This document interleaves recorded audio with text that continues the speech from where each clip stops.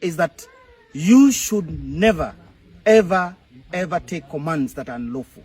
There are some characters whom I saw online that they are calling themselves forces fighting police brutality, and yet they were carrying guns and dressing using jungle attire, trying to intimidate the people of Kenya.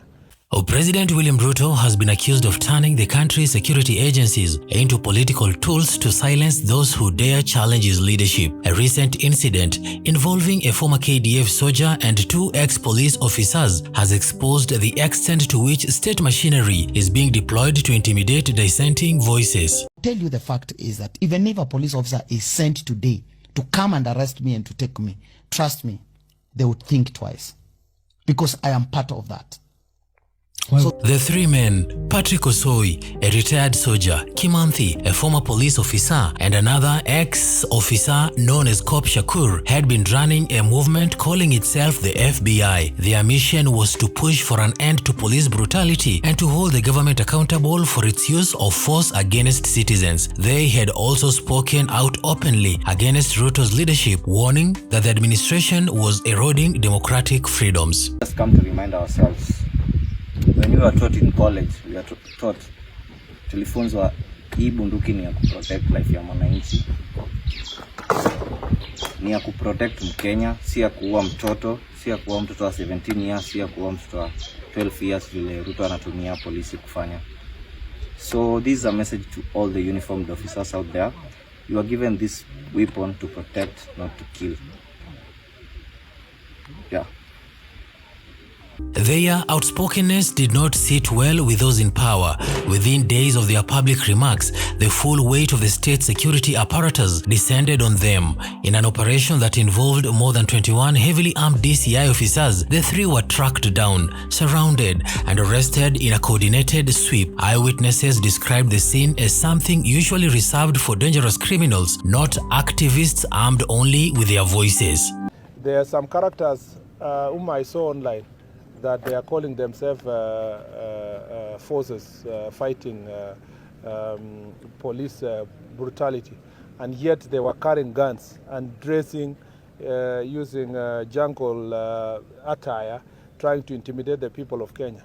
I want to tell this, all police officers who are out of service, all military officers who are out of service, they have a greater responsibility than a civilian, and we will put them under very strict surveillance, because those are persons who are highly trained by the government of Kenya on the use of arms.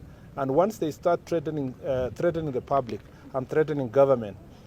The arrests were not random. Sources close to security circles claimed the orders came from the very top. The deployment of such a large number of DCI personnel for 3 unarmed individuals sent a clear message. No one would be allowed to undermine the president without facing the consequences. The operation was executed with military-style precision, and the speed of the arrest suggested advanced planning. To say that as fighting brutality and impunity, FBI, we want to say that there's a pursuit that we still want to continue to do, because impunity has walked in the corridors of justice, has walked in the corridors of governance in this country. So we cannot keep quiet. So once in custody, the 3 men were subjected to intense questioning. Their group, the FBI, had been growing in popularity, particularly among young Kenyans frustrated with the rising cases of police harassment. The government appeared determined to cut short their momentum before it became a national movement. Call is that each and every Kenyan should confine within the rule of law. This law was made by Mwananchi through their representatives in the parliament. So, if there is anything, follow the channel of the law. The case quickly caught the attention of opposition politicians and human rights defenders. Lawyer and MP Babu Owino took up the defense, ensuring they were released from custody. However, their release did not erase the large concern that state security institutions were being used as a personal shield for the president rather than a neutral protector of all citizens. Today, we have secured the release of OSOI. Yes. We have secured the release of Cop Shakur. We have secured the release of Cop Kimathi.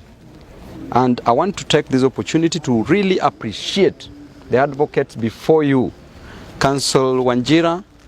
The incident has reignited debate about the independence of Kenya's investigative and policing bodies. In theory, the Directorate of Criminal Investigation is supposed to act impartially, guided by the law. In practice, critics argue it has increasingly been taking political instructions. The show of force against Osoi, Kimanthi, and Cop Shakur fits into a growing pattern in which critics of the president face intimidation, harassment, or sudden legal troubles. I also want to appreciate all our attorneys, and I want to say that they have done an incredible job. And I want to say that you know, the pursuit of the law is such an amazing thing, and I want to even wonder myself, if I did not have them, what would have happened. The argument has been so well, and I want to say that I want to appreciate all of them, starting with Honorable Babu Owino as one of the lead counsel, or Catch Duncan, Ms. Wanjira Maina. Over the past 2 years, several activists, bloggers, and opposition figures have reported similar treatment. Some have been picked up in dawn raids, their homes searched without warrants. Others have faced trumped-up charges that eventually collapse in court. The goal, according to political analysts, is less about securing convictions and more about sending a warning. Cross the line and the state will come for you. Tunataka amani Kenya. Tunataka watu wafanye biashara. So mtu ambaye anaenda kuchoma biashara ya mtu mwingine, mtu ambaye anachukua moto anaenda kuchoma biashara ya mtu, anaenda kuchoma mali ya watu wengine, mtu kama huyo apigwe risasi miguu, aende hospitali, akienda kotini. Yes. The use of such overwhelming manpower, 21 DCI officers for just 3 men, has also drawn questions about resources priorities. Kenya continues to face serious security challenges, from banditry in the north to urban crime in major towns. Deploying elite officers to chase down political critics raises concerns about whether public safety is taking a backseat to political survival. Behind the scenes, insiders in the security sector speak of a climate of fear. Senior officers who resist political instructions risk transfers, demotions, or outright dismissal. The chain of command has become highly politicized, with loyalty to the presidency often valued above professionalism. In such an environment, the independence of institutions like the DCI become more of a theory than reality. A killer squad of 101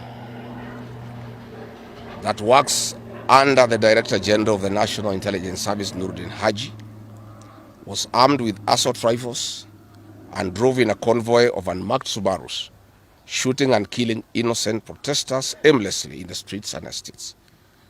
The targeting of Osoi and his colleagues also reflects a wider regional trend. Across East Africa, governments have been tightening control over public dissent, often using anti-terror units, criminal investigators, and riot police to manage political threats. Kenya, once considered a regional leader in democratic space, now risks slipping into the same patterns seen in more authoritarian states. Ukiona wale wanatengeneza mapicha na kutengeneza picha kama wameweka mtu kwa jeneza na wanaweka jeneza kiongozi wa taifa.